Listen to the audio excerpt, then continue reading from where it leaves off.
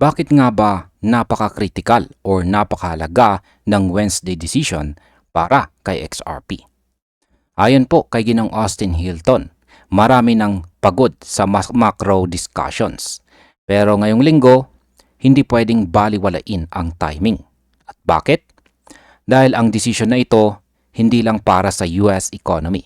May direct effect po ito sa liquidity environment na humihinga ng buhay sa crypto market. Kasama po sa XRP. Sa madaling salita, kung mali po ang galaw ng Fed, automatic ramdam ito ng presyo ni XRP. Kaya ngayong Wednesday, dapat daw active at saka alert tayo. Sinabi dito ni Ginoong Austin Hilton na mataas po ang chance ng rate cut base po sa FedWatch tool ng CME Group. Habang nagre-record po siya, nag-refresh siya ng data at tumaas ito mula 87% papuntang 89.6%. Ibig sabihin, halos sure na ng market na may 25 basis point cut.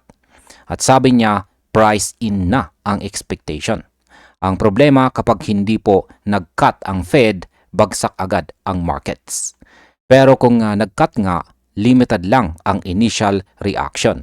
Maliban na lang kung si Ginoong Jerome Powell ay may statement na biglang magbago ang sentiment. Kaya sa Wednesday, hindi lamang po number ang babantayan, kundi bawat salita ni Ginoong Powell. Ngayon ang aking opinion naman tungkol dito ay dahil ang Fed decision ay hindi pang stocks lang, ito ang naglalatag ng foundation ng buong financial environment kung saan lumalago ang crypto. Kapag tama po ang environment, may oxygen sa XRP para mag-rally. Kapag mali, temporary choke point ang mangyayari. Kaya sabi po ni Ginong Austin Hilton na this moment affect us all.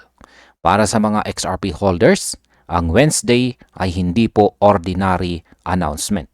Ito po ang magiging direction setter ng market.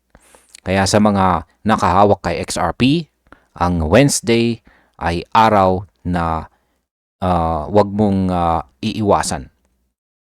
At ayan, hanggang dito na lamang po tayo sa video na ito mga ka-crypto. Maraming salamat sa panonood.